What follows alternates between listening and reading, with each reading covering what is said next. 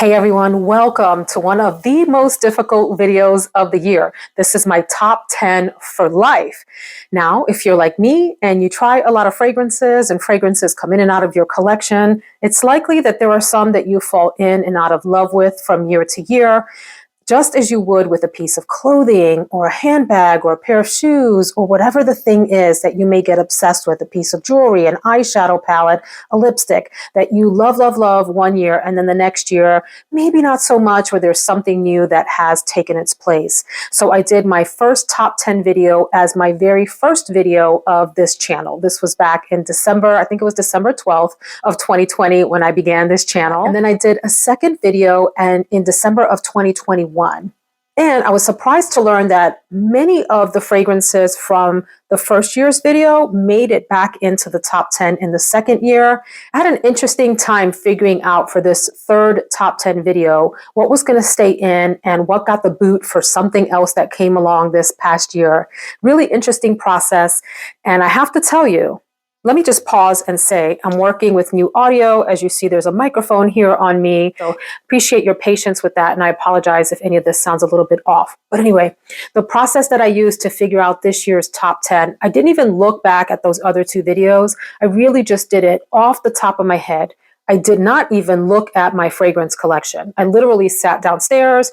This is what I call my little fragrance notebook, and I write my video ideas down in here. So I sat downstairs on the couch and just thought to myself, if, the deserted island question, if I had to go to a deserted island and I could only take 10 fragrances with me, or, that question, if my house caught fire and I had to grab the first 10 that came to mind and run out, God forbid that should ever happen, by the way, can we not put that out into the universe? What are those 10 that really come to mind for me as essential that I would really miss not having in my collection of 10? What are those most important ones to me? So I want to share what those 10 are with you today and the rationale, the reasoning behind why those would be the ones that I would take with me to the deserted island and leave others behind, God forbid. I have so many beautiful fragrances that I really enjoy on a day-to-day basis. The thought of not having them is just, it makes me unhappy. But all right, we're going to do the top 10. And then I hope you'll indulge me because it's 2022. I said, okay, so these are my top 10. But if there were 22 to align with the year that we were in, what would be number 11 through 22? And even that was super hard. So I'll do that at the back end of the video. So a spoiler alert with this video, of the 10 from 2021, 7 made it back onto this list. And there are 3 newbies in the top 10. I'm just sweating even thinking about talking about this because it feels like I'm being non-loyal, disloyal to all of the other fragrances that I always talk about that I love. But it is possible to love that many fragrances. So, okay, let's get to this. Have I procrastinated enough? We're going to start off with this, which is not the actual bottle of the fragrance. This is still by Jennifer Lopez. If you've watched me for a long time, you know I am very loyal to this as my signature scent. It's in this bottle because I opened up a new bottle of it and the nozzle, the atomizer, was a little bit off and crooked and it was driving me crazy. So I ended up decanting it into this really pretty bottle that I got off of Amazon. Neither here nor there. This is bottle number 4,986 of still that I have been making my way through.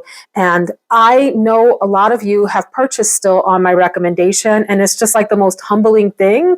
Thank you for trusting my opinion on this. It is a very, very simple fragrance.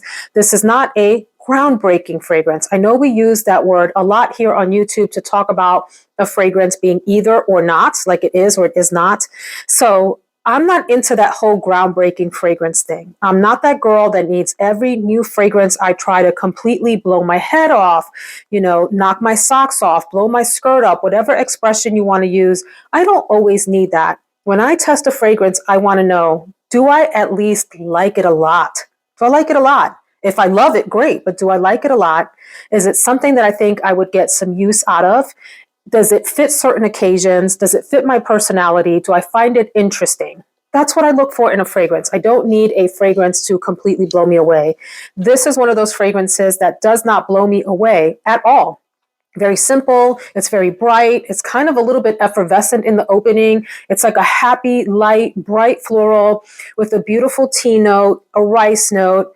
There's sandalwood in the base. It gets a little bit musky later on. And I just really enjoy this. This is one that I get compliment after compliment on, and I've worn for years. And I have some fun stories behind people chasing me down the street to ask me what I'm wearing when I have on simple still. That's it. Okay. Y'all, before I even go on, can we just stop to acknowledge most people out there in the world outside of this frat com bizarre bubble that we're all in, where people are all like perfume obsessed? Most people out there in the world really gravitate toward the simple fragrances more than the complex. They don't need you to smell like an abstract piece of artwork. You don't have to be a Banksy painting. You don't have to be an impressionist piece of art. You don't have to be any of that. They just want to know, gosh, you smell really pleasant. What do you have on? And that seems to be what attracts people more. I digress. Still, number one will always be on my list. I'm very, very loyal to this fragrance. Number two, a polarizing fragrance. People love it. People hate it. I don't care. I love it, and it's alien, and she will always be that girl for me. This was my wedding fragrance in almost 90-something degree August weather out in a very humid place. And I wore this, and gosh darn it, I smelled fabulous. I adore this. A beautiful jasmine fragrance with woody and ambery nuances to it.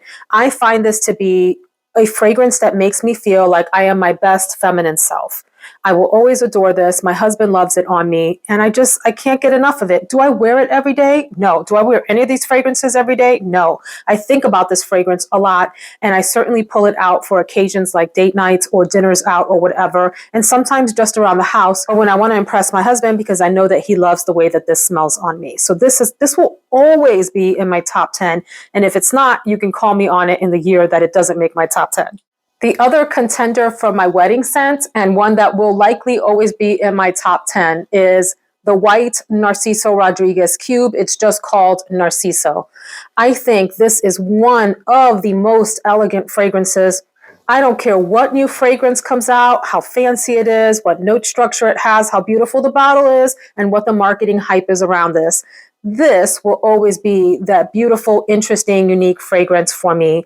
I have since purchased Bulgari Patchouli Temptation that smells nearly identical to this. This one I find I like a little bit more than that one, although that one is gorgeous too. If you can't find this or want something similar, try that Bulgari fragrance. But this one is the one. This is mostly a gardenia fragrance with some rose. There's a musky woodiness in here. However, word to the wise, it can be incredibly powerful and overwhelming, dare I even say cloying, if you spray too much or if you spray under the wrong conditions. This is a fragrance that is best worn in cooler to winter weather. Can you wear this in the summer? Maybe in the evenings, and maybe with just a little bit of a spritz. There is a, I would say, distant powdery aspect to this that can become more prominent in really high heat, which is why I went for Alien as my wedding fragrance versus this, because this was going to be the one, except I thought it would be just a little bit overwhelming, especially for someone like me that tends to overspray fragrances. But I just adore how feminine and gorgeous and womanly this fragrance is. It is a very sort of regal smelling fragrance to me, and I don't care what's coming out on the market, y'all. This does it for me. I will say, if you are sensitive to scents, this is one that will give you a headache. So just be careful. I would not advise this for people that need a softer, tamer fragrance. Please stay away from this. But if you're one of those people that likes that bombastic fragrance that's going to fill up an entire room with 3 or 4 sprays, and you want people to know that you're the one, Narciso is it. Another one that has been in my top 10 for a long time, and another polarizing fragrance. People either love it or they just can't get with it. It is Amarige by Givenchy. I adore this to no end. Has it been reformulated? Many suspect yes. Do I think it smells exactly as it smelled when it first came out on the market over 20 years ago? I don't think it is identical. Can you tell the difference? Only if you knew that fragrance back then and you're really close up on this. In the air, my friends, I really don't think people can tell much of a difference. This is a beautiful, ambery, woody fragrance that features some beautiful white florals and some yellow florals. tuberose and ylang-ylang in here, and a melange of other notes. This is one of those kitchen sink fragrances that has like 9,000 notes listed, and another powerhouse fragrance. Again, you see a theme here with at least Amarige and Narciso and Alien. They make me feel like my best womanly self. Like I feel totally grown up. I am grown up. I'm going to be 48 in a few weeks. That's about as grown as you can get, is it not? But we all feel like kids at heart. But when I spray this on, you can't tell me that I don't have my life together and I'm living the dream.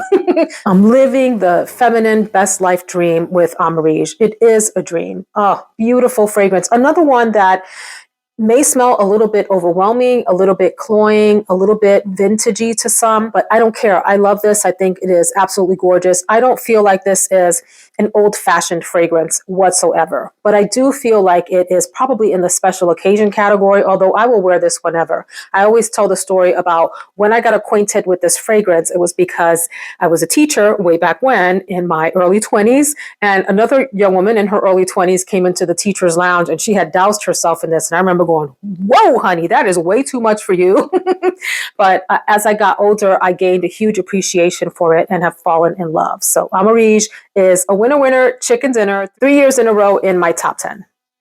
This might be a good time to pause and just say that I am loyal. And when I'm loyal unless we fall out, unless something untoward happens. We're probably going to know each other for forever. I have friends that I have been friends with since elementary school, some friends since middle school, some since high school, and some since college.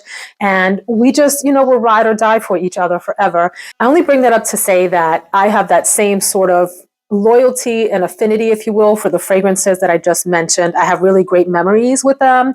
I wore them through different periods of my adulthood, and they will just like always be with me. And there are a number of others that go in that category. But so when I think about going to a deserted island and the ones I would miss, it's just as much like the smell of the fragrance as the memories that I associate with those fragrances, if you will, that are important to me. So just keep that in mind. I thought that was important to say. And so moving along, I have next terracotta. Are there fragrances that maybe people would like more than this as a summer fragrance? Sure, of course.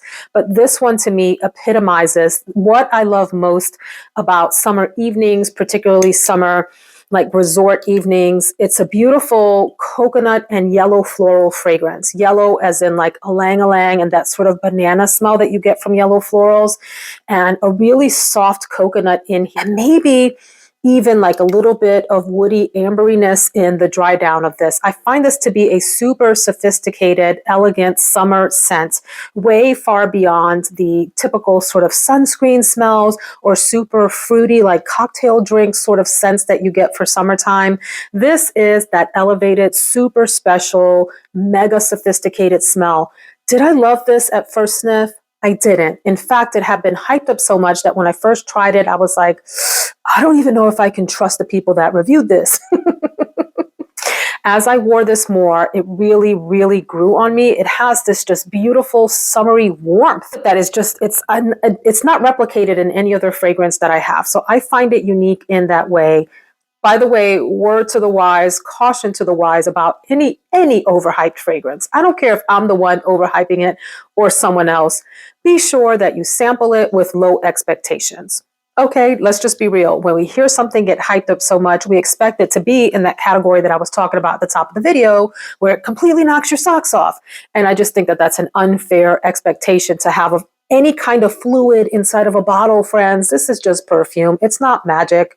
Well, some of them might feel like magic sometimes when you sniff them, but really at the end of the day, it's just perfume. So keep it in its spot and temper your expectations if you hear, 50, 11 million, trillion, billion, fulfillion people talking about how it's the most amazing fragrance ever.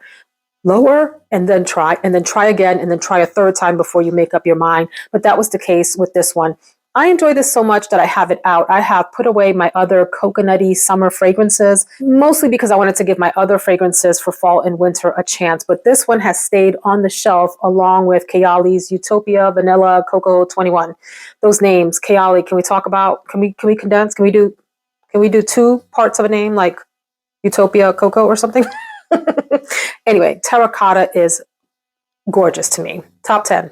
And Here's one that bumped something out last year and has made it into the top 10 rotation again this year, and it's saffron lazuli. What a fabulous fragrance, super unique. I have this thing for unique smelling fragrances that other people maybe don't, or like at least the masses don't. Like most people I know want a fragrance that just smells good. I do too. I love those. But I also love a fragrance that is a little bit artsy, different, and unique, although we don't need to smell like that all the time. That was the point I was making before. This one I find to be on the artsy side and very different than a lot of what I have in my collection. There are other fragrances that have nuances of this, but nothing smells quite like this. So this is from Carolina Herrera's Confidential line, and it can be a little bit difficult to find. I think you can find these on discount sites sometimes. You almost have to put like an alert on your browser so that if this comes onto any discount sites, you can get it, right away. And I think it's still sold overseas at some of the European retailers. I am not entirely sure. I'm just really happy that I have this bottle. So I don't think this is mass appealing. Please don't run out and try to add it to cart and think you're going to love it. It's a leathery fragrance. It's leather, it's saffron. The story I tell about this is I remember my mom, when I was little, she wore like a leather coat. In the winter, she would come home with her leather coat on. So it had the smell of her perfume, which she wore those 80s bombs like Opium and Shalimar and Obsession and all of that stuff. So it has some of that perfume smell. And she loved juicy fruit gum. So she would have a piece of juicy fruit in the inside pocket of her leather coat, and the juicy fruit and maybe a piece of spearmint gum, the sense of that, like the powderiness of those two things would mix together with the smell of a soft, supple leather that was really worn in with a little hint of that 80s fragrance. And it's all in here. I adore this. Again, another perfume that I don't wear super often, but when I wear it, I love it. It even has like this little mentholated aspect to it where if you sniff it long enough, especially on the opening, it smells a little bit like it has a touch of something like eucalyptus or something in it. And the bottle is just absolutely spectacular. All of the bottles in the Confidential line from Carolina Herrera look like this, and I think they are just gorgeous. Super heavy, beautiful, beautiful bottles. Another fragrance that has been with me for 3 years in a row of this top 10 list is Bond No. 9's Chinatown. Now, I have seen a number of reviews on this where people aren't very impressed with it. Fine. I love this. I have such wonderful memories of this fragrance. Speaking of old-time girlfriends, one of my high school girlfriends and I think it was about 10 years ago or so at this point, we were walking around New York City in the dead cold of winter. I'm talking about where you're like, your teeth are chattering because it's so freaking cold and you're like shivering in the streets. And I think it was Bloomingdale's that we went into, or Saks Fifth Avenue, or one of those where there was an entire display of Bond No. 9 bottles, all of them. And I just loved the way they had them. And this one stood out to me. I remember spritzing this on me, and I took a sample of it with me, one of the little wrapped up samples from Bond No. 9, sprayed it on me, and went out into the cold New York City air and just fell in love with the way that this smelled on me. There is a tuberose note in here that you can detect. Some people feel like they get mostly the tuberose in here. But what I love about it is the way that the creaminess of the tuberose really mixes in with this cardamom note, woodiness, a little tiny, tiny hint of incense smokiness in the background, like very, very faint. But I love that smell. I love the spicy floral nature of this. And while people think about this as a springtime fragrance, I associate this most with the fall and the winter because of the spiciness of it. The cardamom in here is what I love the most. So it's a bergamot note that gives it a little bit of brightness in the beginning. But on the dry down, this is spicy, woody. There's a sandalwood note in here and the tuberose that comes through. I just adore this fragrance, and I love the memory of it hanging out with my friend when I was young and wild and free. I wasn't really that young. It was just, like I said, about 10 years ago, maybe 12-ish years ago, okay? But I felt young and wild and free, and we had a really great time. And so I associate this fragrance with the fun that I had. I love walking around New York City. Do you? It's like one of my favorite things to do, to put on a pair of sneakers and just hit the streets in New York, walk up and down Fifth Avenue, all of the avenues. Walk around Rockefeller Center, Times Square, 34th Street, down in the Village, Tribeca, all of that. Love it, love it, love it. So anyway, good memories here. So then, these next two I've talked about probably ad nauseum in recent videos, so I won't go on and on about them. But they've really captured my heart this year, and they're new to the collection this year. So the three I'm going to mention, these two and another one, have bumped out three from last year. Why don't I start by telling you which three got bumped off the list for the three that I'm going to mention? So last year I had Sandal Ruby from Carolina Herrera, which is just like that saffron lazuli in the red bottle. Still love that fragrance, but there were a few that eked out in front of it. Egad. I also had Tom Ford's Lost Cherry in the top 10 for 2 years in a row. That one's still high on the list, but maybe not the top 10 anymore, although I still think it's beautiful, and it is that OG cherry fragrance. She's on a pedestal for sure. And then I also had last year Barouge Gravity, which I still think is a beautiful fragrance, but you guys, there were three. One of these three is not new to the collection, but I have recently fallen back in love in a different way than I loved it before. And it's made its way into that deserted island situation where I think I would miss it if I didn't have it. So the new three, one is from Tiziana Terenzi, and this is Vele. Now, I will say, and thank you, all of you who put comments into the videos that I post. I really enjoy hearing from you. And it is totally okay if you don't like something I like, that's fine. And it's totally okay if I dislike something that you like. Fragrance, as we know, I know you hear this in videos and it gets annoying. It's like cliche at this point. Fragrance is subjective. People smell fragrances differently. They are as different as we all are. We all have different tastes in everything, from shoes to hair to everything in between, homes, cars, food, blah, blah, blah, blah. Same thing is true with fragrance. And there's no love lost. But this is Vele. I bring that up to say because some people mentioned in the comments that they did not like this at all. It was not for them. No problem. But let me tell you how I feel about this fragrance. It is a fantastic, I think, creamy, beautiful green. Every time I smell this, I get something different, new, interesting, and unique from it.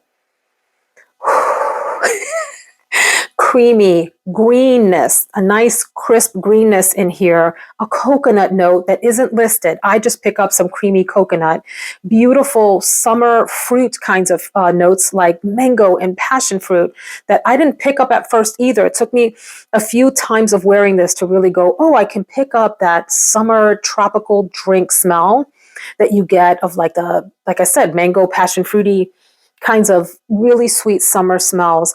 I find this to be such a unique fragrance that is like a chameleon. It can be a fun fragrance. It can be flirty. It can be special occasion. It can be what it can't be, I don't think, is like hanging around the house casual. You can wear anything anytime. Of course. But I wouldn't necessarily reach for this as like a white t-shirt fragrance, although it is on my white t-shirt shelf because I want to wear it often. So this is like in that group of fragrances that I would reach for quickly because I know it's going to smell good on me, but not one that I would necessarily associate with just like hanging around. It's a little bit more special than that, but I want to wear it often. So I probably would reach for it in those situations. I find this really oddly addictive because it is, in a lot of ways, a unique and bizarre smell. I, again, don't have anything else in my collection that comes close to what this smells like. The greenness, the sweetness from the summer notes in here, and that beautiful, like almost like a musky creaminess with a coconut thing happening. Oof, love it. I recently went on and on about this next fragrance. And again, not one that everyone else loves, but I do. So this is about my top 10. And I hope you can appreciate that these are ones that I really enjoy, regardless of what other people think about them. And this is from Xerjoff, and this is Shankwan. And again, it reminds me a little bit of this one in that there's this like phantom coconut accord that I smell that maybe other people don't pick up and is certainly not part of the post-it notes. Oh my God, another one. There is, see, now this smells, and I've worn this many times this year. Now this smells heavy on the coconut, this beautiful tea thing. I almost get like a sweet spiciness, like a vanilla with some like pumpkin pie spices even this time. But more than anything, it smells like coconut, like a soft, delicate, creamy coconut spa tea smell to me. Very comforting, very cocooning kind of a smell. One that I would reach for when I wanted to be zen. What is this? I don't even know what symbol that is. Zen. I want to be zen. I want to be calm head to toe. I want to feel centered. I want to feel relaxed. Shankwan fits that bill. And I do love the beautiful bottle. Okay. The last one in my top 10 lineup that I haven't talked about on this channel in a while. I talked about it more in my earlier videos. Oh my God, the memory that I have associated with this was some really lovely date nights that I had with my husband earlier in our relationship, where he thought I smelled fabulous and I wanted to come closer. You know how you have those like sexy, intimate moments? TMI, I'm sorry, where you're just kind of like in each other's eyes at the table and the rest of the world around you fades because you're just so into each other. The fragrance that I associate with those nights is not just Black Orchid from Tom Ford. Black Orchid is a very polarizing fragrance. Some of y'all cannot stand it. It makes you literally retch. Like you think it's just awful, vomit inducing. I love Black Orchid. I love how weird and bizarre it is. Although I will say it took me a long time to get into Black Orchid. But this is Voile de Fleur. Voile de Fleur. Black Orchid Voile de Fleur. It's a flanker, not sold anywhere anymore that I'm aware of. I came across this by accident. I was looking on eBay or Mercari or one of those kinds of sites for Black Orchid. And this one came up and I really didn't know what I was adding to cart. I didn't really see the Voile de Fleur part. And yeah, this was it. And oh my gosh. So again, another one that I would not advise anyone to go purchase. It's not a safe blind buy. Maybe it's not even a safe known buy. Like if you get a sample of it, because you can get samples still on eBay and so forth. So I would advise doing that first and seeing if this is something that floats your boat. It's just as bizarre as Black Orchid. It's a really strange fragrance, but there's something so sensual and sexy and alluring about this fragrance in a way that's really hard to describe. And it has some floral aspects to it that are a bit more pronounced than in Black Orchid that I think are just divine. So the bottle is how you feel when you wear this: sexy, alluring, mysterious, all of those things. So this is the 10th one. I am going to share with you numbers 11 through 22. And in the interest of time, I hope you'll indulge me while I just verbally share these with you and not go grab the bottles and put them up and do the notes and all of that, because this video will be forever long. But I thought you might like to know what else was in the list. So let me go down this list in no order. I would also, if I could take 22 to the island, Soleil Blanc from Tom Ford. It's in my masterpiece list. I have a video that talked about masterpiece fragrances, and Soleil Blanc made that list. So did Angel's Share.